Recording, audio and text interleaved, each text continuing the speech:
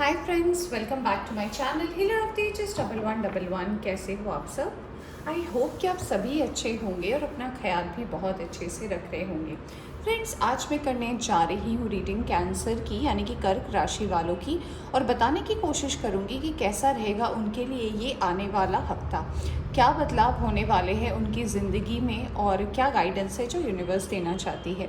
Reading शुरू करने से पहले बता देना चाहती हूँ, एक जनरल रीडिंग है, जितना आपसे रेजोनेट करती है उतना आप रख सकते हैं, बाकी जाने दे सकते हैं। ये रीडिंग टाइमलेस भी है, तो जब भी आप यहाँ तक पहुँचे आप इस रीडिंग को देख सकते हैं।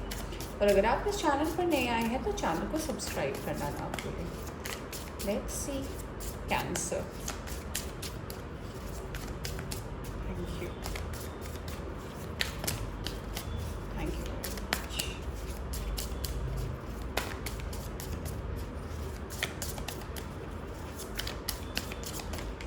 Thank you. कैंसर,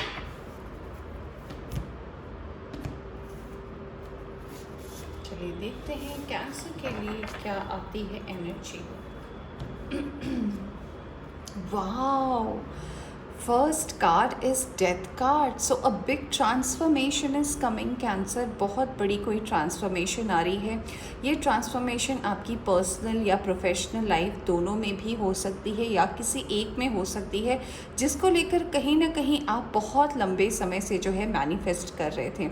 ये मैनिफेस्टेशन वाली आपकी ट्रांसफॉर्मेशन है जो मुझे होती हुई नज़र आ रही है।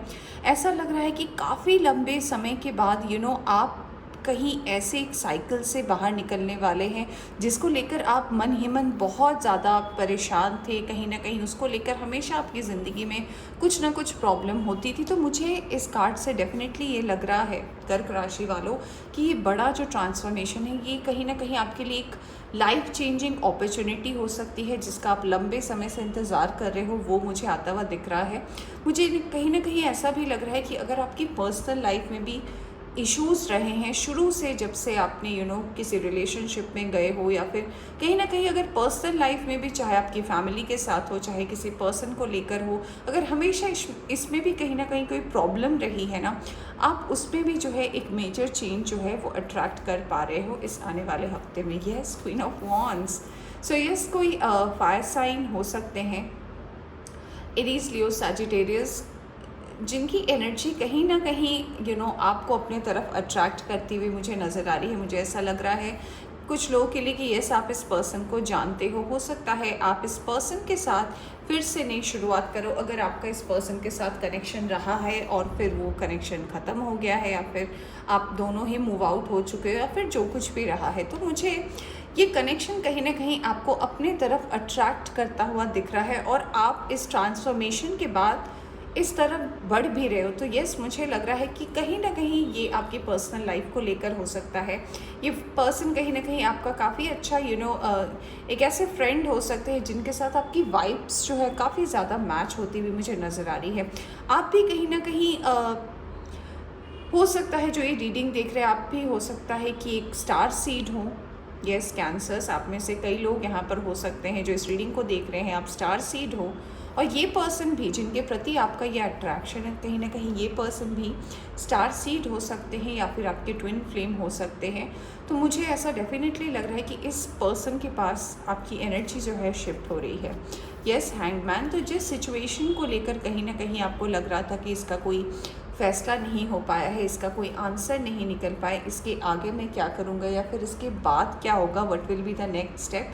So yes, next step is transformation. तो जिस भी सिचुएशन में आप कहीं ना कहीं स्टक थे, चाहे पर्सनल लाइफ हो, प्रोफेशनल लाइफ हो, इन दोनों में ही जो है एक नई शुरुआत करते हुए आप मुझे नज़र आ रहे हो। Yes, page of cups. तो यस, कहीं ना कहीं ये पर्सन जो है कुछ लोगों के लिए ऐसे भी हो सकते हैं, अगर आप इस पर्सन से नहीं मिले हो तो हो सकता है आप ऑनलाइन इस पर्सन को स्टॉक करते हो, इस पर्सन को कहीं ना कहीं पसंद करते हो, इनको अपने दिल की बात बोलनी हो। तो यस, ये वो पर्सन भी हो सकते हैं जिनके प्रति जो है आपका अट्रैक्शन और भी ज़्यादा मुझे बढ़ता हुआ नज़र आ रहा है। और अगर इस पर्सन को आप जानते हो तो कहीं ना कहीं आप इनके साथ फिर से एक नई शुरुआत कर सकते हो। तो काफ़ी हैप्पी भी है। येस, फूल। So new start is coming in your professional life as well as in personal life. तो अगर आप आपके ऊपर काम का बोझ बहुत ज़्यादा था, अगर काम कहीं ना कहीं आपके लिए बहुत ज़्यादा ऐसा था कि काम को लेकर आप मैनेज नहीं कर पा रहे थे कि क्या करना है नहीं करना है, तो अभी जो प्रेजेंट एनर्जी मुझे इस कार्ड में नज़र आ रही है कि इस एनर्जी से आप डेफिनेटली बाहर आ रहे हो, क्योंकि यहाँ भी फूल का कार्ड है, यहाँ पे पेज ऑफ कप्स है। तो दोनों तरफ से, पर्सनल और प्रोफेशनल दोनों तरफ से मुझे लग रहा है कि काफ़ी चेंजेस आप अट्रैक्ट कर रहे हो। मैंने बोला था यू नो दिस पर्सन, ये कहीं ना कहीं आपके सोलमेट ट्विन फ्लेम हो सकते हैं। तो yes, 2 of cups. So yes, ये ट्रांसफॉर्मेशन कहीं ना कहीं आप दोनों की एनर्जी को फिर से एक करने वाला है। आप दोनों फिर से जुड़ने वाले हो, एक दूसरे के साथ मिलने वाले हो, और ये जो बॉन्ड आप दोनों के बीच में तैयार होगा, ये काफ़ी स्ट्रॉन्ग बॉन्ड जो है वो आप दोनों के बीच में होने वाला है।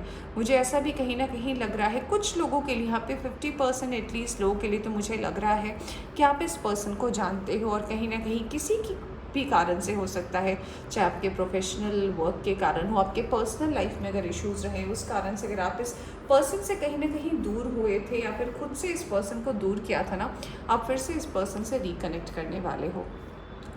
We have the card of 9 of wands. तो येस, आपको जो है यूनिवर्स यही कहना चाहती है कि अगर अब तक आपने पेशेंस रखा है, यानी कि अगर मैं हैंडमैन कार्ड की बात करूँ तो अब तक अगर आपने पेशेंस रखा है, तो यूनिवर्स कह रही है कि बस अब इस पेशेंस का जो है एंड होने वाला है, और आप एक बहुत बड़े बदलाव को अपनी ज़िंदगी में अट्रैक्ट कर रहे हो। तो ये मैं आपको ये भी कह सकती हूँ कि ये एनर्जी कहीं ना कहीं आपको हर तरीके से एक इंडिपेंडेंट होने का, एक फ्रीडम का, एक स्पिरिचुअली अवेकनिंग का, ये भी काफ़ी ज़्यादा आपके लिए स्पिरिचुअल भी हो सकता है। आपको काफ़ी चीज़ों पर विश्वास होना शुरू हो जाएगा। अगर आपको स्पिरिचुअल चीज़ों पर ज़्यादा विश्वास नहीं, या फिर आप ये एंजल नंबर्स, डिवाइन टाइमिंग, या फिर आप रैंडम रीडिंग देखते हो, या फिर आपको रीडिंग देखना पसंद भी ना हो, आप किसी के थ्रू किसी से सुने हो कि हाँ रीडिंग देखनी चाहिए, तो आप बस रैंडमली रीडिंग देखते हो, आपको समझ में नहीं आता, तो अब आप इन डॉट्स को कनेक्ट भी कर पाओगे। और राइट, चलिए देखते हैं डिवाइन मैसेंजर यूनिकॉर्न आपको क्या बोलना चाहते हैं। Wishes number 35, be careful what you wish for as one of your wish will be granted. तो जी हाँ, काफ़ी लकी समय है आपके लिए, ट्रांसफॉर्मेशन का कार्ड आया है। तो ये कार्ड भी कहीं ना कहीं यही बता रहा है कि क्या आप मांगने वाले हो, सोच समझ कर मांगना, क्योंकि आपकी जो एक विश है वो डेफिनेटली इस वीक पूरी होती हुई नजर आ रही है। Queen of unicorn number 43, you are blessed with love, compassion and wisdom. तो आपको जो क्वीन ऑफ यूनिकॉर्न है, हर तरीके से, हर तरफ से, चाहे आपको लव से हो, प्यार से हो, चाहे आपको हायर इंटेलिजेंस की तरफ से हो, आपको हर तरफ से ये यूनिकॉर्न जो है प्रोटेक्ट भी कर रही है, और आपके लिए जो है ढेर सारा अबंडेंस भी भेज रही है। ऑलराइट, तो कैंसर्स, ये थी आपकी रीडिंग। आई होप आपको पसंद आई हो तो लाइक करें, चैनल पर नए आए हैं तो चैनल को सब्सक्राइब करना ना भूलें। Take care.